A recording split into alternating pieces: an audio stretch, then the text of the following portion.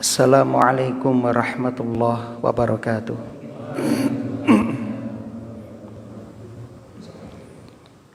Innal hamdalillah nahmaduhu wa nasta'inuhu wa nastaghfiruh wa na'udzu billahi min syururi anfusina wa sayyiati a'malina. May yahdihillahu fala mudhillalah wa may yudlil fala hadiyalah. Ashhadu an la ilaha illallah wahdahu la syarikalah wa ashhadu anna Muhammadan abduhu wa rasuluh. Qala Allah ta'ala fil Qur'an, a'udzu billahi minasyaitonir rajim. Ya ayyuhalladzina amanu taqullaha haqqa tuqatih wa la tamutunna illa wa antum muslimun. Allah ta'ala, ya ayyuhalladzina amanu taqullaha wa qulu qawlan sadida yuslih lakum a'malakum wa yaghfir lakum dzunubakum wa may yuti'illaha wa rasulahu faqad faza fawzan 'azima. Amma ba'du. Kaum muslimin dan muslimah jamaah salat maghrib yang mudah-mudahan senantiasa dirahmati oleh Allah di dunia hingga di akhirat. Alhamdulillah alladzi bi ni'matihi tatimmus shalihat. Segala puji bagi Allah yang dengan nikmatnya kebaikan-kebaikan hamba dapat terlaksana. Kita bersyukur kepada Allah di malam hari ini kembali kita dimudahkan untuk dapat menghadiri taman-taman surga. Mudah-mudahan kehadiran kita kelak menjadi saksi yang akan memberatkan timbangan amal soleh kita. Amin ya rabbal alamin. Allahumma anfa'na bima 'allamtana wa 'allimna ma yanfa'una wa zidna ilman. Salawat dan salam mudah-mudahan senantiasa tercurah limpahkan kepada Nabi kita Muhammad sallallahu alaihi wasallam, kepada keluarga dan juga para sahabatnya radhiyallahu anhum ajmain.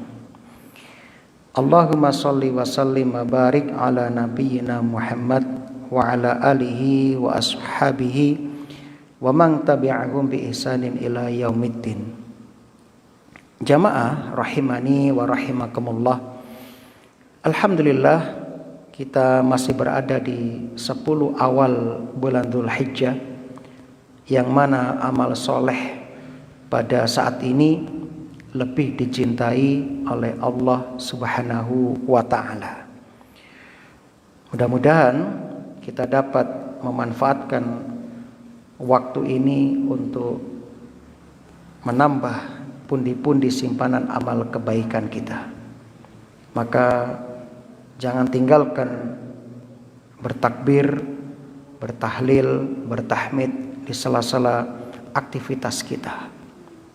Takbiran seperti takbiran ketika hari raya, di sawah, di toko, di rumah, sambil masak, sambil aktivitas, selingi dengan bertakbir kepada Allah Subhanahu wa ta'ala. Jamaah yang berbahagia, surat Al-Maidah ayat yang ke-19. Hubungan dengan ayat yang sudah kita bahas, kalau pada ayat-ayat sebelumnya Allah Subhanahu wa ta'ala menyebutkan tentang bantahan terhadap klaim atau pengakuan ahli kitab. Mereka mengatakan kami adalah anak-anak Allah, kami adalah kekasih-kekasih Allah. Di dalam ayat-ayat yang sudah kita jelaskan, Allah membantah klaim-klaim mereka. Kalau memang kalian itu anak-anak Allah, kekasih-kekasih Allah, mengapa Allah Subhanahu wa ta'ala mengazab kalian? Ya, Allah Subhanahu wa ta'ala menyiksa kalian. Ya. Kemudian pada ayat yang ke-19 yang akan kita baca, Allah melanjutkan hujah-hujahnya dengan menjelaskan bahwa Allah telah menyempurnakan alasan dan menegakkan hujah atas mereka melalui diutusnya Nabi Muhammad sallallahu alaihi wasallam, sehingga tidak ada celah, tidak ada alasan untuk menolak kebenaran. Mari kita lihat. A'udzubillahi minasyaitonirrajim. Allah Subhanahu wa taala berfirman, "Ya ahlal kitabi," wahai ahli kitab. Masya Allah, ini panggilan spesial, panggilan khusus. Allah memanggil mereka dengan panggilan yang istimewa. Ya ahlal kitab. Nanti ada rahasia. Kenapa Allah memanggil mereka dengan panggilan ya ahlal kitab? Qad ja'akum, sungguh telah datang kepada kalian rasuluna, ya, seorang rasul, ya, seorang rasul kami, yubayyinu lakum, yang menjelaskan syariat kami kepada kalian, ala fatratin, ketika masa terputusnya minar rusul, rasul-rasul, atau masa fatrah, ya, masa terputus, ya, pengutusan rasul. Ang taqulu, agar kamu tidak mengatakan ma ja'ana min basyir wala nadhir, tidak ada yang datang kepada kami baik seorang pembawa kabar gembira atau seorang pemberi peringatan. Jadi Allah menutup celah bagi mereka untuk beralasan, sehingga tidak ada alasan menolak kebenaran. Faqad ja'akum, maka sungguh telah datang kepada kamu basyirun, pembawa berita gembira, wa nadhirun, dan peringatan, pemberi peringatan. Nadhir isim fa'il. Wallahu ala kulli syai'in qadir, dan Allah itu maha kuasa atas segala sesuatu. Para rawuh rahimani wa rahimakumullah. Setelah Allah mengungkap kesalahan kaum Yahudi dan Nasrani pada ayat-ayat yang lalu, Allah menyingkap tentang kesyirikan mereka, tentang kekufuran mereka, perbuatan mereka menyembunyikan ayat-ayat Allah, ya, merubah-rubah ayat-ayat Allah, ya. Maka di dalam ayat ini Allah memberikan nasihat kepada mereka dengan berfirman, ya ahlal kitab, wahai ahli kitab. Ini panggilan yang santun jamaah, dan panggilan ini mengandung pemuliaan, bahwa mereka adalah ahli kitab. Mereka adalah golongan yang pernah dimuliakan oleh Allah dengan diberi Alkitab. Namun sayang, mereka menyimpang. Harusnya mereka itu menjadi golongan yang pertama kali menerima dakwah Rasul. Sebab berita, informasi tentang akan diutusnya Rasul sudah ada dalam kitab mereka. Namanya, sifat-sifatnya itu sudah ada semuanya. Namun mereka malah menyembunyikannya, lalu mentakwil kitab mereka tidak sesuai dengan yang Allah kehendaki, tapi menurut hawa nafsu mereka. Nah, dipanggilnya mereka dengan panggilan yang santun ini, ya ahlal kitab, ini memberikan isyarat seakan-akan Allah ingin berpesan kepada mereka, hai ahli kitab, hai orang-orang yang pernah dimuliakan oleh Allah dengan diberi Alkitab, diberi Taurat dan Injil, maka hendaklah kalian kembali kepada ajaran kalian yang benar. Itu tujuannya. Allah ingin kalian kembali kepada sifat kalian yang terpuji itu, yakni mengamalkan Taurat dan Injil yang sebenarnya. Itu rahasianya.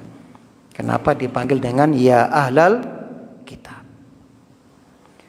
Berikutnya, qad ja'akum rasuluna, sungguh rasul kami telah datang kepadamu, yaitu Nabi Muhammad sallallahu alaihi wasallam. Masya Allah, Allah menyebut rasuluna, rasul kami. Ini isyarat bahwasanya Rasulullah sallallahu alaihi wasallam itu seorang utusan dan tidak memiliki kekuasaan rububiyah, bukan Tuhan, bukan anak Tuhan, tidak bisa mencipta, bahkan tidak tahu perkara gaib, tidak punya hak untuk mengatur alam semesta. Ya.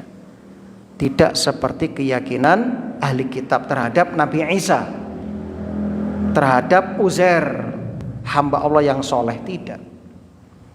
Sehingga mereka berlebihan kepada Nabi Isa. Ya. Jadi Allah ingin menegaskan Rasulullah itu adalah utusan Allah. Di satu sisi beliau juga Abdullah, hamba Allah. Perbedaannya beliau itu punya kedudukan yang lebih mulia karena menjadi utusan Allah dengan membawa tugas-tugas dari Allah Subhanahu wa taala. Lalu apa tugas Rasul? Yubayyinu lakum ala fatratim minar rusul. Menjelaskan syariat kami kepada kalian ketika terputus pengiriman rasul-rasul yang disebut dengan masa fatrah. Tugas Rasul yang pertama, yubayyinu lakum, menjelaskan kepadamu. Di antara perkara yang dijelaskan tentang akidah yang benar, tentang Tuhan yang harus disembah satu-satunya, yaitu Allah, bukan Trinitas, ya, bukan menjadikan Uzair sebagai anak Allah, malaikat sebagai anak perempuan Allah, bukan. Tapi menjelaskan ini loh Tuhan yang harus dan paling benar untuk disembah, yang satu-satunya disembah, seperti itu. Yang kedua, menjelaskan al-ahkam syar'iyah, hukum-hukum syariat. Maka sejak Nabi diutus para rawuh, Islam itu sudah sempurna. Ya, maka yang sudah sempurna jangan ditambah. Kalau ditambah berarti belum sempurna. Dan jangan dikurangi. Nah, kalau dikurangi berarti tidak sempurna. Nah, jadi dalam beragama itu gampang jamaah. Cukup sami'na wa ata'na, tinggal copy paste apa yang Nabi ajarkan, ya, jenengan laksanakan, yang Nabi larang dijauhi, ya. Untuk urusan agama tinggal copy paste, ya, jiplak langsung kepada Rasul, selesai. Nah, untuk urusan dunia Rasul memberikan kebebasan kepada kita. Antum a'lamu bi umuri dunyaku. Sehingga waalaikumsalam, dalam urusan agama tidak ada inovasi, tidak ada kreasi, ya, tapi dalam urusan dunia monggo kerso. Nah, itu. Sehingga kaidahnya apa? Kalau untuk urusan agama, al-aslu, ya, hukum asal, ya, agama itu adalah ibadah, al-aslu fil ibadah la yajuz au, ya, mamnu. Hukum asal agama itu adalah haram kecuali ada dalil yang memerintah. Itu. Untuk urusan dunia, hukum asal seluruh urusan dunia itu boleh kecuali ada dalil yang melarang. Itu kaidahnya. Sehingga Anda menggunakan handphone, menggunakan mikrofon, menggunakan video, menggunakan, ya, fasilitas dunia boleh, hukum asal, selama tidak ada dalil yang melarang. Termasuk berangkat haji pakai pesawat, pakai kapal laut, mau pakai mobil, mau jalan kaki, nggak ada masalah. Ya, itu sebab sarananya. Yang penting nanti urusan agamanya wukufnya tanggal 9, tepatnya di Arafah. Jangan wukuf di kuburan nggak boleh. Nah, berarti itu. Atau di India wukufnya, Brindavan ya nggak boleh. Nah, itu jamaah. Jadi gampang beragama itu. Itu yang Nabi jelaskan. Sehingga Nabi wafat itu Islam sudah terang benderang. Sampai-sampai kata ulama ya malamnya seperti siangnya saking jelasnya. Ala fatratim minar rusul, ketika terputus pengiriman rasul-rasul. Jadi dari zaman Nabi Isa kepada Nabi kita itu jaraknya panjang Pak, kurang lebih 580 tahunan. Nah, jadi jamaah yang berbahagia, sebelum Nabi kita diutus itu jaraknya jauh.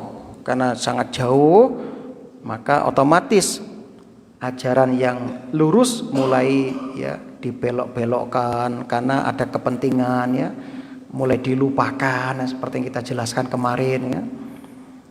Sehingga muncul perkara-perkara yang baru seperti itu, sehingga mulai menyimpang. Terbukti tuh ketika ya zaman jahiliyah sebelum Nabi diutus, orang-orang Arab itu juga menjalankan ibadah haji. Mereka juga tawaf di Baitullah, tapi bacaannya dirubah. Kemudian tata caranya dirubah. Di Bukit Sofa dan Marwah dikasih berhala. Di dalam Ka'bah dipenuhi dengan berhala. Di sekitar Ka'bah juga ada ratusan berhala. Terus tawafnya ya, telanjang bulat kan begitu. Nah, ini menunjukkan apa? Syariat Nabi Ibrahim sudah mulai terkontaminasi Pak. Rusak sudah. Maka Rasul datang menjelaskan yang benar. Ini loh cara haji yang benar. Begini cara ya ketika ada kasus ya talak. Begini kalau kan dulu zaman Arab jahiliyah kan sudah ada itu. Kalau ada seorang suami yang meninggal, maka istrinya menjalani masa iddah 1 tahun kan begitu. Dan tidak boleh tinggal di rumah suaminya. Seperti itu. Jadi ngeri sekali dulu. Terus wanita tidak dapat warisan, wanita tidak diakikoi, dan masih banyak. Ya, maka Rasul datang untuk menjelaskan itu semuanya. Bagaimana ibadah yang benar, ya. Bagaimana menjalankan syariat yang benar, Masya Allah. Jadi ini nikmat yang besar diutusnya Rasulullah Sallallahu Alaihi Wasallam. Itu jamaah yang berbahagia. Dan juga Rasul diutus ketika masa fatrah, terputusnya pengutusan pengiriman para Rasul. Ini menunjukkan diutusnya Rasul sangat-sangat dibutuhkan. Karena ahli kitab sudah mulai rusak tatanannya. Kalau dihitung berdasarkan sejarah, Nabi kita Sallallahu Alaihi Wasallam itu diutus kurang lebih 580 tahun setelah Nabi Isa diangkat, ya, diangkat ke langit, ya, sekitar tahun 30 Masehi. Sementara Nabi kita lahir tahun 571 Masehi. Dan beliau diangkat ketika umur 40 tahun, yaitu sekitar tahun 610 Masehi. Berarti masa fatrah antara Nabi Isa dan Nabi kita Sallallahu Alaihi Wasallam sejak Nabi Isa diangkat ya, yaitu 580 tahun. Itu kaum muslimin yang berbahagia. Kemudian ya, apakah ada nabi-nabi di antara zaman wafatnya Nabi Isa, diangkatnya Nabi Isa maksud kami, dengan zaman lahirnya Nabi kita Muhammad Sallallahu Alaihi Wasallam? Ada khilaf di antara ulama tafsir. Sebagian berpendapat ada 3 nabi di zaman fatrah. Sebagian. Dasarnya mana? Dasarnya adalah Al-Quran surah Yasin ayat 14. Allah berfirman, "Idh arsalna ilaihi musnaini fakadzabuhuma fa'azzazna bisalisin faqalu inna ilaikum mursalun." Ketika kami mengutus kepada mereka 2 orang utusan, lalu mereka mendustakan keduanya. Kemudian kami kuatkan dengan utusan yang ketiga. Maka ketika utusan itu berkata, sungguh kami adalah orang-orang yang diutus kepadamu. Itu kata pendapat yang mengatakan ada 3 nabi setelah Nabi Isa kepada Nabi Muhammad SAW. Ini kata sebagian ulama. Namun intinya tidak ada dalil yang tegas dalam hal ini, sehingga tetap ada khilaf di antara ulama. Yang kesimpulannya jarak itu sangat panjang dan jauh, sehingga menyebabkan manusia semakin jauh dan semakin lupa terhadap kebenaran. Kaum muslimin rahimani wa rahimakumullah. Apalagi orang Yahudi ya, yang punya karakter seperti itu. Kemudian tugas Nabi berikutnya adalah angtaqulu, agar kamu tidak mengatakan maja'ana mim basyiri wala nadhir. Ya Allah, kami enggak pernah ya kedatangan pemberi peringatan dan juga yang membawa kabar gembira. Jadi enggak ada alasan nanti. Faqad ja'akum basyiru wa nadhir, sungguh telah datang kepadamu pembawa berita gembira dan peringatan. Wallahu ala kulli syai'in qadir, dan Allah Maha Kuasa atas segala sesuatu. Mari kita lihat faedah dari ayat ini. Yang pertama, pelajaran yang dapat kita ambil dari ayat ini yaitu besarnya nikmat diutusnya Nabi Muhammad sallallahu alaihi wasallam. Maka tugas kita sekarang adalah bersyukur atas diutusnya Kanjeng Nabi sallallahu alaihi wasallam. Bagaimana cara bersyukurnya? Ya tentu mempelajari warisan beliau, yaitu as-sunnah. Jadi kita belajar sunnah. Ya paling enggak jenengan harus membaca ya hadis-hadis Nabi, entah itu kitab Arba'in Nawawi, Sahih Bukhari, Sahih Muslim ya. Jadi kita harus punyalah kitab-kitab itu untuk kita baca. Kalau enggak sempat ya ikut kajiannya, mungkin ada kajian Sahih Bukhari, kajian Bulughul Maram, Arba'in Nawawi ya. Itu sebagai bentuk kecintaan kita kepada Rasul dan berusaha untuk meneladani jejak langkah kehidupan Nabi dari A sampai Z, mulai dari sunnah menjelang tidur, bangun tidur, sunnah keluar rumah, sunnah ya bertetangga, kemudian ya sunnah-sunnah yang Nabi contohkan ya. Paling enggak jamaah punya buku tentang sunnah Nabi sehari semalam lah, 24 jam Nabi apa saja sunnah-sunnahnya. Dan juga menjauhi kesesatan, menjauhi kesyirikan dan penyimpangan-penyimpangan dalam agama. Dan tentu mencintai ahlul bait ya, mencintai mereka, tetap dengan memberikan kapasitas yang pantas ya. Tidak boleh melecehkan ahlul bait ya.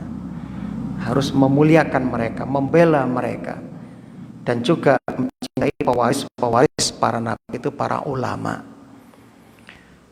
Kemudian yang kedua, pelajaran dari ayat ini jamaah, Allah menegakkan hujjah sebelum mendatangkan hukuman atau adab. Jadi Allah tidak akan pernah sekonyong-konyong mengadab hambanya tanpa iqamatul hujjah. Enggak mungkin itu. Inilah bentuk keadilan Allah. Didatangkan utusan-utusan, para ulama, para kiai, para ustadz, para dai, untuk dakwah, menyampaikan kebenaran. Nah, sehingga ketika Anda nanti di akhirat mau berbantah-bantahan dengan Allah, enggak bisa ya, enggak bisa. Allah sudah punya hujjah. Yang ketiga, kewajiban menerima kebenaran ketika sudah jelas kebenaran itu. Nah, jangan seperti ahli kitab jamaah, sudah tahu Nabi akan diutus, namanya ini, ciri-cirinya begini, masih menolak, bahkan memusuhi, memerangi. Nah, itu enggak boleh. Jadi ketika dalil sudah jelas, kita harus tunduk, sami'na wa atokna, mantep, madep, kepada dalil Quran dan sunnah. Yang keempat, bahaya panjangnya masa tanpa ilmu. Jadi ilmu itu akan hilang. Maka alhamdulillah di masjid ini Allah takdirkan dimudahkan untuk memakmurkan. Yang mana banyak masjid yang jarang dimakmurkan dengan majelis ilmu. Apalagi yang kita kaji adalah ilmu yang paling mulia, Al-Quran. Ya, ketika tidak ada ilmu yang disampaikan dengan waktu yang lama, apa yang terjadi? Muncul bid'ah-bid'ah. Sehingga orang berkreasi dalam beragama karena nggak ada bimbingan, nggak ada arahan, nggak ada dakwah, nggak ada yang menyampaikan kebenaran. Umat pun akhirnya membuat sakarpe dewe cara ibadah. Syirik akan tumbuh karena nggak tahu kalau itu kesyirikan. Hawa nafsu menguasai manusia. Makanya ulama itu harus terus dilahirkan. Maka kita harus punya cita-cita, ben anakku, putuku kudu belajar ilmu agama ben ngerti agama. Biar ada yang menjaga agama. Pelajaran yang kelima, dakwah harus dengan ilmu dan bayan, penjelasan. Makanya kita sering sampaikan ini dari kitab ini, nomor sekian, itu penting.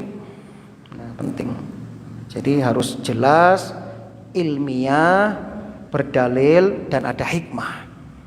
Ada hikmah penuh dengan kelemah lembutan, tidak menjatuhkan dan sebagainya.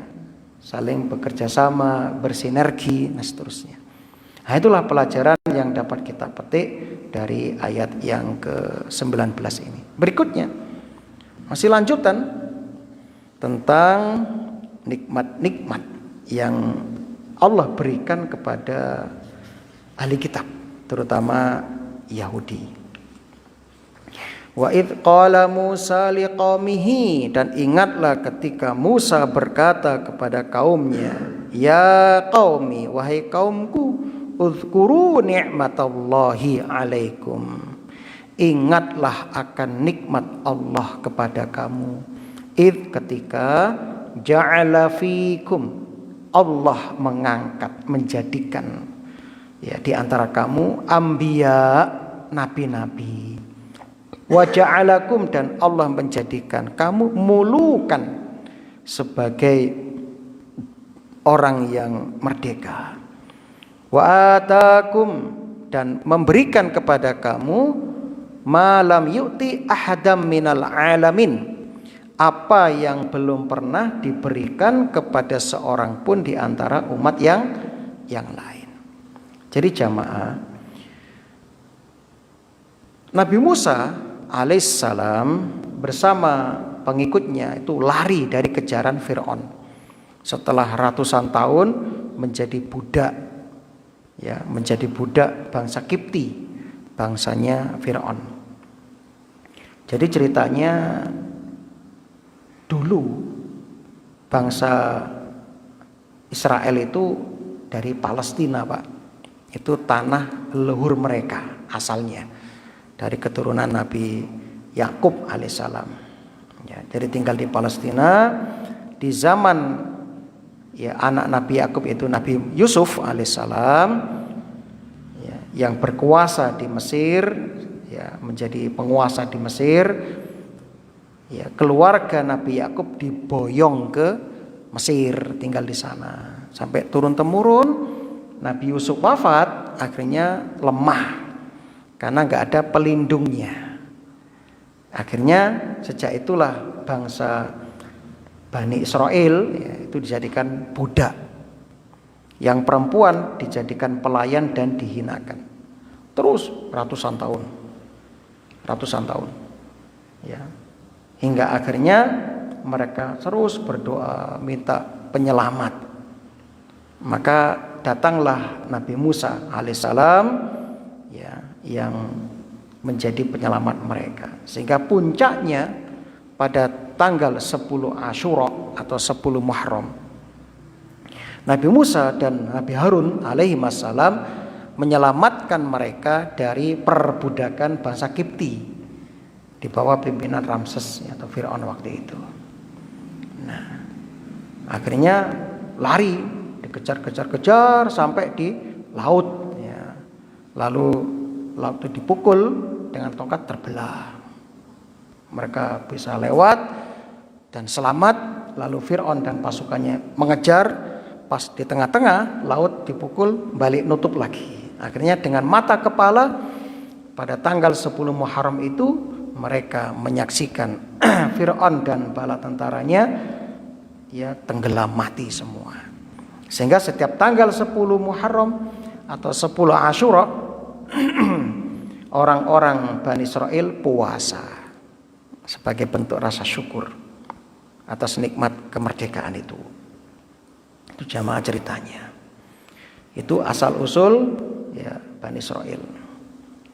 Dan akhirnya apa? Setelah mereka diselamatkan dari Firaun, mereka ingin kembali ke kampung halamannya ke Palestina. Lalu Allah memerintahkan mereka untuk berjihad dulu, sebab Palestina dikuasai oleh raja yang zalim, yaitu Jalut.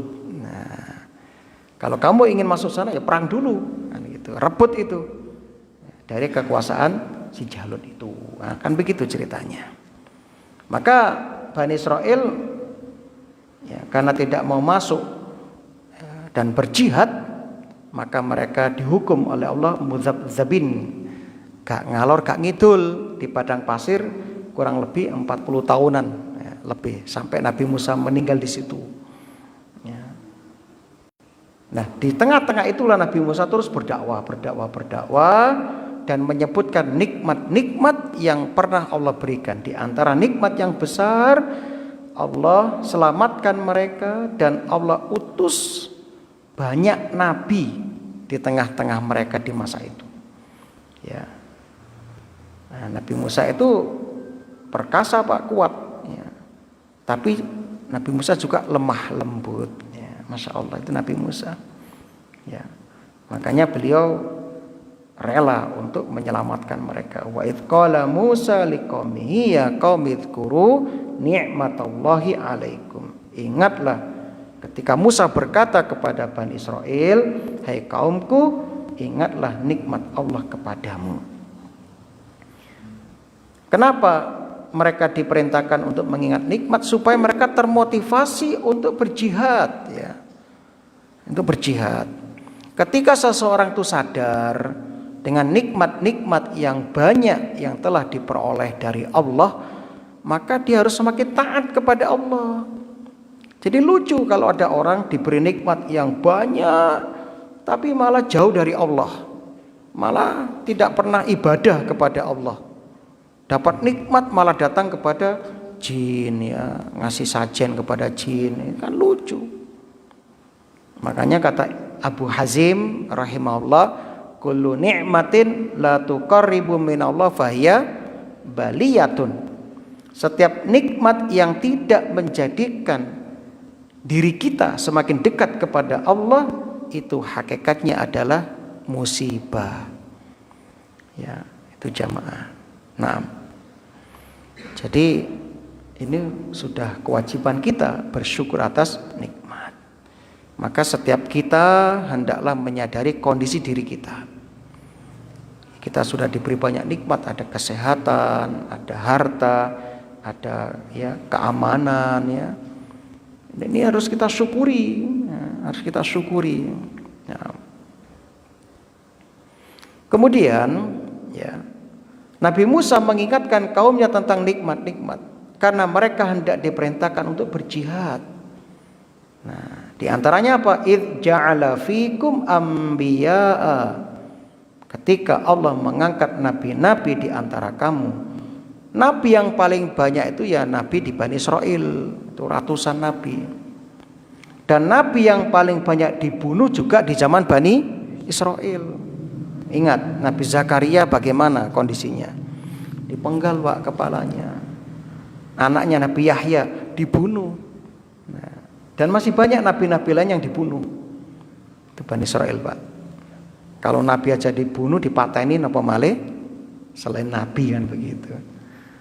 Makanya nanti di antara tanda-tanda kiamat terbesar adalah berperangnya kaum muslimin dengan Yahudi, sampai-sampai batu berbicara.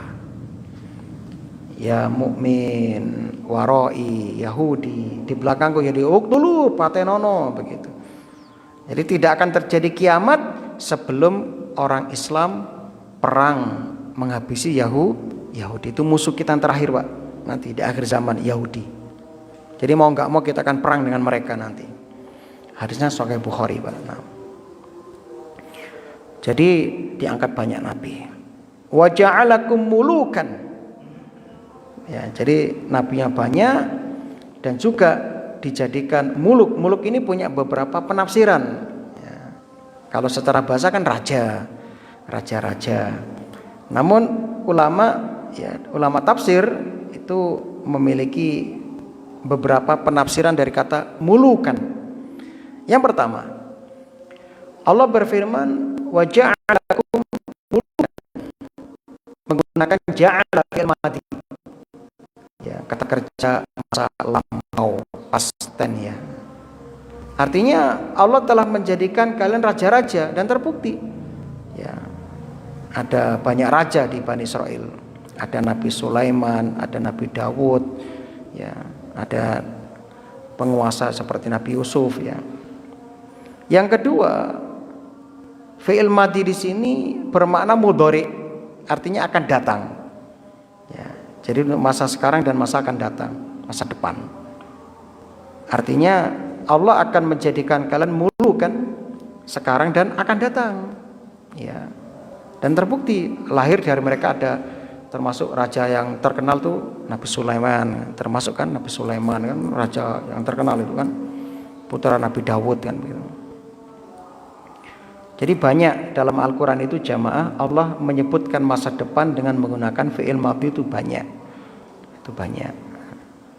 Jadi diawali dengan ya, Raja Tolut, lanjut Dawud, Nabi Sulaiman, itu diantara raja-raja Bani Israel setelah Nabi Musa. Namun konteks ayat ini ya siyak atau konteks ayat ini mengingatkan Bani Israel tentang nikmat-nikmat yang telah mereka dapatkan, sehingga harus disyukuri. Nah, begitu. Kemudian tentang makna muluk di sini. Muluk di sini yang pertama bermakna raja. Ya. Bermakna raja, ya, yaitu raja yang mereka miliki. Ya. Nah, ada juga yang menafsirkan dengan kemerdekaan. Allah jadikan kalian itu merdeka, bebas dari perbudakan, dan ini sudah terbukti. Ya. Ada juga yang menafsiri muluk dengan raja, tapi bermakna ya, memiliki segalanya. Ya, ada tempat tinggal, ada keluarga, mereka bangsa terusir kan. Nah, tapi akhirnya Allah jadikan raja dalam artian mereka punya tempat tinggal, punya keluarga, punya anak, punya pembantu. Dan ini sesuai dengan apa yang Nabi sampaikan. Man asbaha minkum aminan fi sirbihi mu'afan fi jasadihi wa indahu qutu yaumihi faka'anna mahizat lahu dunya. Barang siapa yang memasuki waktu pagi aman, ya, keluarganya aman, masyarakatnya aman, terus ya keluarganya sehat, ya, alhamdulillah, tangi turu sehat. Ya. Kemudian ada makanan pokok di hari itu, kata Rasul, maka dia seperti seolah-olah telah memiliki seluruh dunia. Ya, jadi hadis ini sahih ya, riwayat At-Tirmidzi nomor 2346, Ibnu Majah nomor 4141. Itu kaum muslimin. Ada juga yang dimaksud dengan muluk di sini adalah kenikmatan seperti raja. Dan terbukti Bani Israel ketika tinggal di ya padang pasir itu, ya, mereka itu nggak usah kerja. Mereka dapat rezeki namanya manna wassalwa. Masih ingat ya? Manna wassalwa. Makanan yang turun langsung dari langit. Ya. Jadi nggak usah kerja, tiap hari dapat makanan gratis dari langit. Bertahun-tahun itu. Nah, kurang penak piye, Pak. Nah, tapi namanya juga Bani Israel ya. sing ngeyel ya. Kami bosan masa bendina mangan iki tok. Ada mereka minta apa? Minta timun, minta apa? Acar ya, minta bawang, minta berambang ya. Itu sayur mayur itu Bani Israil. Ya Musa, mosok tahunan mangan ngene tok. Padahal gak usah kerja itu. Kalau bawang itu kan masih kerja. Nah, harus nanam dulu dan sebagainya. Nah, itu kan seperti raja, Pak, nggak usah kerja, datang terus makanannya. Yang kedua, mereka punya batu yang mengalirkan air. Nah, dan memiliki 12 mata air dan airnya seger. Terus mereka dinaungi awan, jadi kan tidak pernah merasakan panas. Ya. Nah, kurang penak piye? Nah, seperti itu. Itu diantara mana mulukan. Nah, nikmat berikutnya malam yu'ti ahadam minal alamin. Yang nikmat-nikmat itu kata Allah tidak pernah diberikan kepada seorang pun di antara umat yang lain. Jadi enggak ada dari umat-umat ini yang mendapatkan perlakuan spesial seperti Bani Israel. Enggak ada, Pak.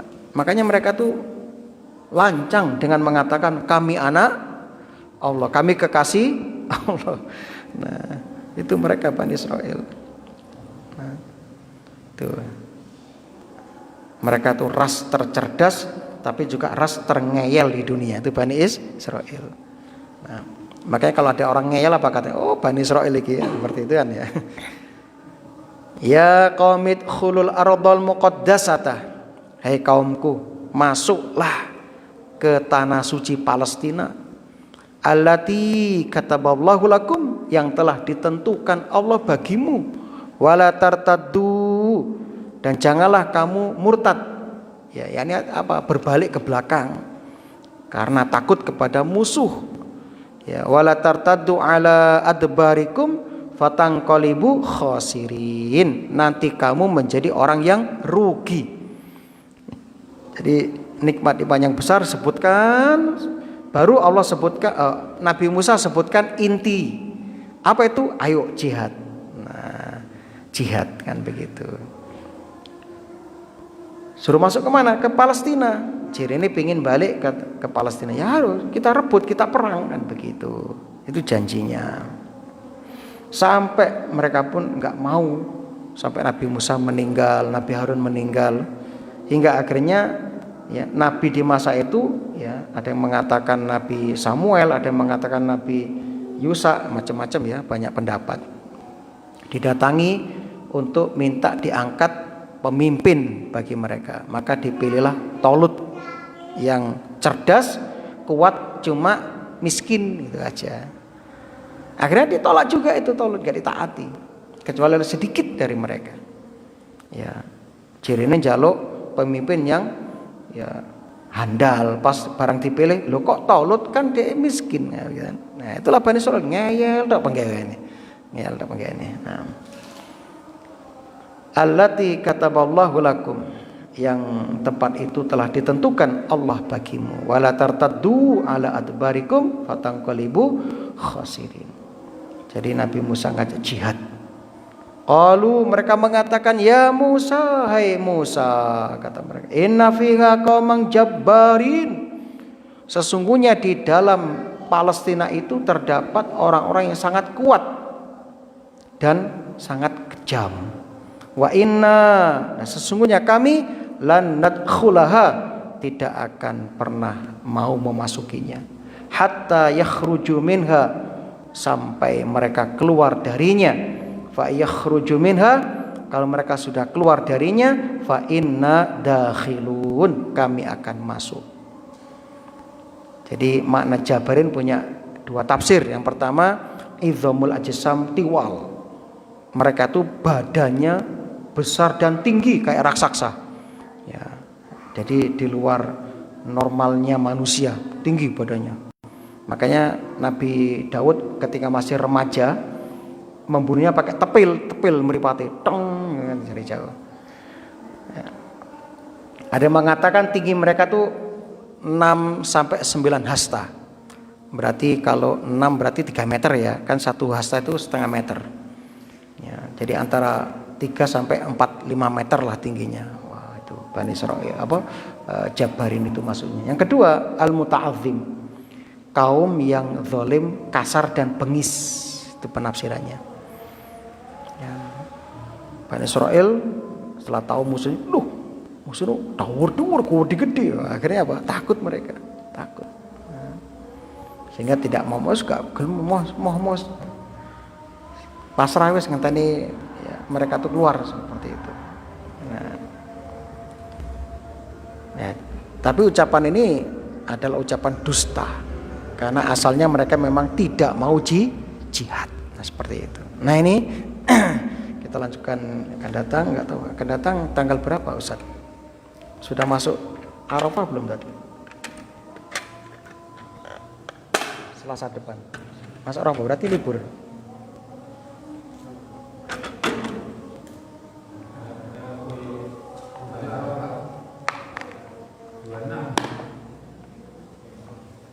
Betul. Saya kasih. Libur. Nggih, libur Ustaz. Ya, insyaallah kajian depan libur ya. Nah. Subhanakallahumma wa bihamdika asyhadu an la ilaha illa anta astaghfiruka wa atubu ilaik. Assalamualaikum warahmatullahi wabarakatuh.